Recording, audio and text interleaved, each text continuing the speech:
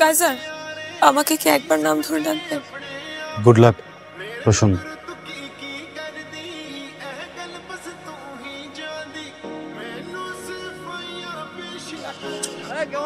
কিরে কোলালা এই এই আগে নাও কোলে নাও। তোরা কি কষ্ট লাগে?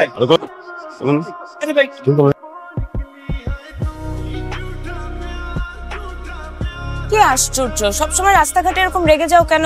এরা মানুষ, শুয়োরের বাচ্চা সব।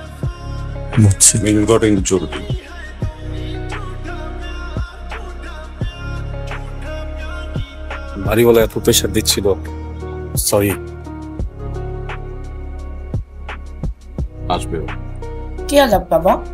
যে জাভেদ সাহেব আছে না, উনি ওনার ছেলের জন্য তোকে পছন্দ করে। আমি তোর মামাকে বললাম বাসায় আসো, আমরা নিজের আগে কথা বলি। আমার বাসায় বিয়ের আলাপ হচ্ছে। কার? আমার বাবার। আঙ্কেলের এখন বিয়ে করার কি প্রয়োজন? সিরিয়াস টপিক গুলো জোক মনে হয় তোমার, তাই না? Sorry sorry sorry sorry sorry, আর মজা করবো না। এই বিষয়ে আমি কি করব, তুমি আমার জন্য অনেক ইম্পর্ট্যান্ট। আমি আমার পুরোটা লাইফ তোমার সাথে থাকতে চাই। তুমি যদি আজকে বলো আজকে, তুমি যদি বলো 10 বছর পরে, আমি 10 বছর ওয়েট করবো। বিশ্বযুদ্ধ কিছুই যায় আসে না। প্লিজ মন খারাপ করো না, প্লিজ। বাবা, এখন এসে তোমার সাথে পরিচয় হবে, মা আসার পরে মার সাথে পরিচয় হবে। তুই তো বুঝতে পারছিস না। তোমরা একটু বসো, আমি চা বানিয়ে আসি। ঢাকায় থাকো? স্কুলের সার্টিফিকেট পাওয়া পর্যন্ত মফস্বলে বড় হয়ে, এবার তো আব্বা মা মারা গেলেন, পরে ঢাকা চলে আসছি। আত্মীয় স্বজন? ওনারা বহল তবিয়তে আছেন। মানে? আমার বাবার যা কিছু ছিল সবকিছু দখল করে ওনারা ভালো আছেন। না মানে একটা বেসিক রিকোয়ারমেন্ট তো আছে, আর তুমি প্রপার্টিগুলোকে সিকিউর করছো না কেন? আঙ্কেল, আমি আমার জীবন সিকিউর করছি। বিষয়টা খুলে বলি, দেখেন, আমাদের এদেশের মানুষগুলো একটা বাড়ি একটা গাড়ি করতে করতে বয়স হয়ে যায় প্রায় 50। ওই বয়সে বাড়ি থাকে গাড়ি থাকে, কিন্তু ভিতরে কিন্তু ফুর্তি থাকে না। এর জন্য আমি ভাবছি যে আমি এগুলোর পিছনে দৌড়াবো না। কিন্তু একটা বেসিক রিকোয়ারমেন্ট তো প্রত্যেকটা মানুষেরই থাকে। আমি রোশনের কাছে যেটা শুনলাম, তুমি জব করতে চাও না, তুমি কখনো জব বা বিজনেস কিছুই করবে না। ওর তো কোনো ক্যারিয়ার গোলই নেই, এটা তো কোনো ফিউচার নেই, একটা বুলশিট প্রফেশন। সরি আঙ্কেল, কি বললেন আরেকটা বার একটু? আমি বলেছি বুলশিট প্রফেশন।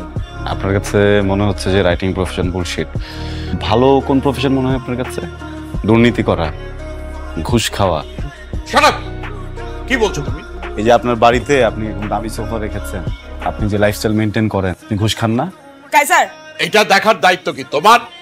তুমি কার সাথে কথা বলছো জানো? আমি ঘুষখোরের সাথে কথা বলছি। Shut up! তোমার বাবা মা তোমাকে কোনো শিক্ষা দেয়নি? আপনি বাবা মাকে নিয়ে কথা বলবেন না প্লিজ। তোমার বাবা মা হচ্ছে অশিক্ষিত, মূর্খ, এবং তুমিও তাই হয়েছো। মানুষ নাকি জানো? আর তখন থেকে দেখি বাবা একটা কথা বলে তুমি কথা বলেই যাচ্ছ বলেই যাচ্ছ বলেই যাচ্ছ, কেন? কি সমস্যা তোমার? না হয় তোমার কোনো কথায় বিরক্ত হয়েছে, তাহলে প্রফেশন নিয়ে কথা। মুখ বন্ধ করো কাইজার। কাইজার, বাসা থেকে বের হবো।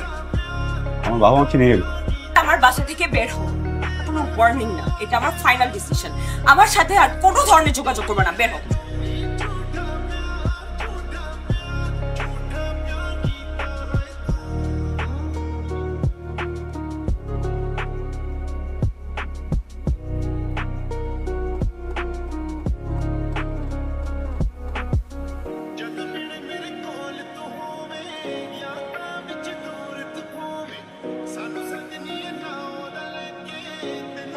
শোনো, আমি বেরোচ্ছি, আমি নাস্তা অফিসে করে নেবো না। হ্যাঁ, কোম্পানির পলিসির বাইরে গিয়ে দিনের পর দিন অনিয়ম করছো, ঘুষ খাইছো। এখন তদন্ত হবে, কিভাবে জেলে যেতে না হয় সে ব্যবস্থা করো। Don't worry sir, cool down, let me handle. Okay. কি হয়েছে তোমার? কিছু তো একটা হয়েছে, বলো আমাকে। অফিসের একটা ফাইন্যান্সিয়াল প্রজেক্ট নিয়ে অনেক বড় ঝামেলা হয়ে গেছে। এখন না আমি বুঝতেছি না আসলে কিভাবে কি ম্যানেজ করবো। কিচ্ছু হবে না, এত টেনশনের কিচ্ছু নেই। আমি আসলে আপনার সাথে একটা জরুরি বিষয়ে কথা বলতে এসেছিলাম। ভাবি, আমি বোধহয় বুঝতে পারছি আপনি আসলে কোন বিষয়টাকে মিন করছেন। দেখেন, আপনার আসলে অনেক আপসেট হয়ে পড়েছে। ওর গার্জিয়ান ছিলেন, ওকে ভালো কোনটা মন্দ কোনটা বুঝিয়েছে। একটা সিচুয়েশনে আসলে ওকে আগের সিইও থাকলে আমি খুব সহজেই ব্যাপারটাকে ম্যানেজ করতে পারতাম। আমি অলরেডি আমার সবগুলো চ্যানেল থেকে খোঁজ খবর লাগিয়েছি, সবার একই কথা, উনি ওনার রেপুটেশন হচ্ছে উনি ডিসিপ্লিনের ইস্যুতে আপোষ করেন। এখন এই অবস্থায় যদি আমি কিছু বলতে যাই ভাবি আমার চাকরিটি থাকবে না। আপনি একটা কাজ করেন না, আপনি তার সাথে দেখা করে সরাসরি কথা বলেন। ঠিক আছে কাজার,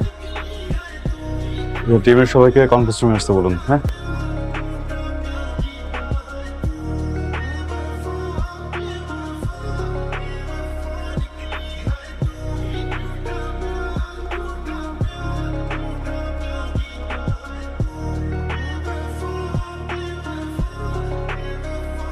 আপু আপনি কালকে আসেন। হ্যাঁ, আপনি একটু কাইজারকে ফোন করেন, কখন আসবে সেটা অ্যাটলিস্ট আমাকে জানান। সরি ম্যাম, আমাদের এরকম কোনো নিয়ম নেই স্যারকে ফোন করার।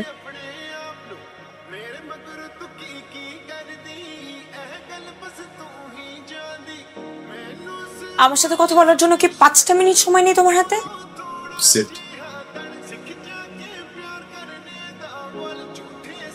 ওর এগেনস্টে তদন্ত কমিশন গঠিত হয়েছে, কিন্তু ও কিছু করে নাই। বিশেষভাবে খেয়াল রাখবেন অপরাধী যেন সর্বোচ্চ শাস্তি হয়। আপনি আসতে পারেন। কাইজার, তুমি কি চাও আমার থেকে? আমার জীবনটাকে তুমি তছনছ করে দিতে চাও? তুমি কি আমাকে রাস্তায় ফেলে দিতে চাও? কি করলে তোমার একটু শান্তি হবে বলো তো? তোমার অনেক রাগ না আমার উপরে? কি তোমার সাথে পার্সোনাল সময় কাটালে তুমি খুশি হবা? তুমি আমাকে তখন শান্তি দিবা?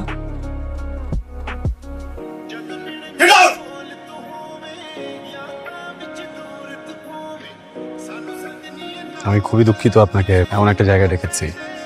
আসলে যে বিষয়ে আপনার সাথে কথা বলবো সেটা আপনার জন্য খুব সম্মানজনক না, তাই অফিসের সবার সামনে বলতে চাইনি।